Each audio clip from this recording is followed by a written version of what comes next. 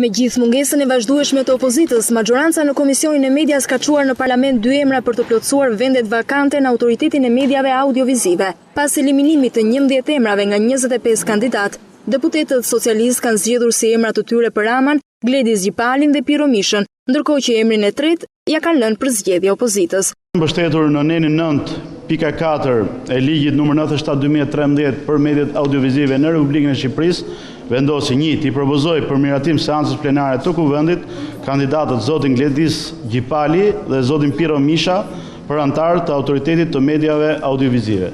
Ndonse nënkryetari i Komisionit të Medias Alfred Peza tha se gjithë kjo procedurë është në frym të ligjit dhe kushtetutës, demokratët e cilësuan precedent në kufijtë e qesharakes. Për Ora News, deputeti Luciano Boçi tha se ligji përcakton qartë procedurën që duhet ndjekur.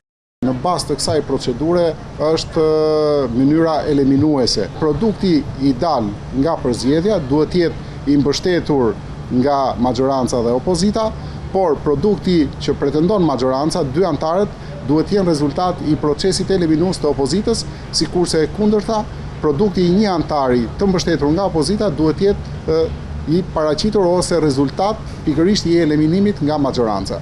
Sipas Boçit, këtij ngërçi të krijuar për shkak të mos respektimit të ligjit nga ana e majorancës, mund t'i japë përgjigje gjykata kushtetuese dhe ajo administrative.